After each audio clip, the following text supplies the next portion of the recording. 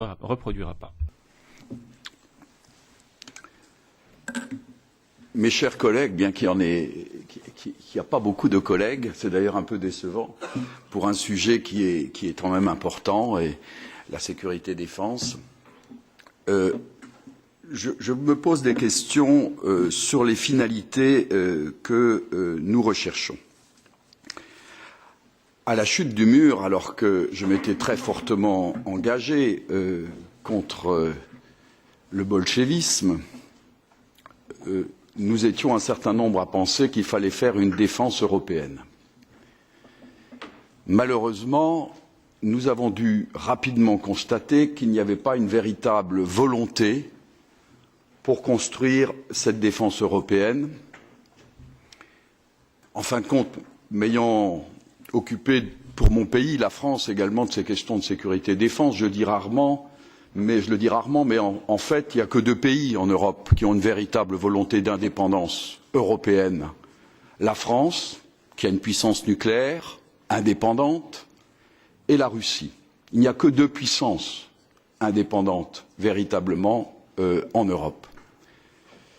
À la chute du mur, donc, l'OTAN a pris la place que laissait l'incapacité européenne de construire une défense européenne.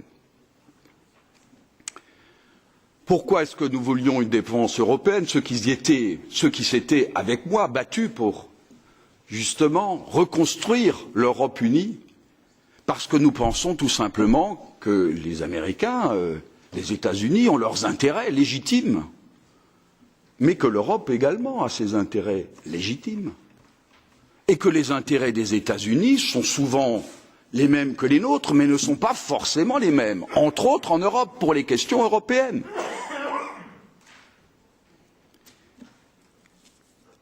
Les intérêts des États-Unis, c'est de couper l'Europe en deux.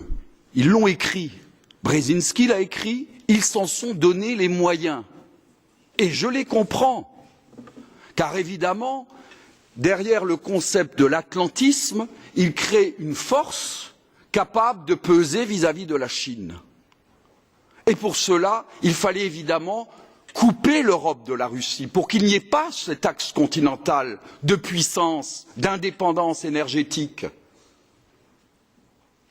Et les Américains s'en sont donné les moyens. Déjà en 1995, quand je parlais avec le président Kouchma, il m'expliquait les moyens qu'utilisaient les Américains pour couper l'Ukraine en deux. C'est un vieux projet. Alors je comprends aussi que les Américains aillent chercher des Lituaniens, des Polonais, dont la plus grande partie, la diaspora, habitant aux États-Unis, des Polonais aussi qui raisonnent sur la grande Pologne d'autrefois, et qu'ils trouvent des alliés. Mais où va nous conduire cette politique constante d'agression? Puisque vous partez d'un principe que la Russie est l'agresseur. Mettez-vous à la place des Russes qui, eux, considèrent que l'OTAN est l'agresseur. Gorbatchev l'a rappelé, à la chute du mur, on avait dit qu'il n'y aurait pas d'extension de l'OTAN. Et Gorbatchev, à qui on doit cette Europe unie et élargie, a soutenu Poutine, alors qu'il ne le soutient pas d'habitude, dans sa politique des affaires étrangères. Nous nous trouvons, M. Soros appelle l'Europe à être unie pour faire une guerre totale à la Russie. Mais mes chers collègues, où cela va-t-il nous conduire? Moi, je vais vous le dire. À un moment donné, la Russie réagira.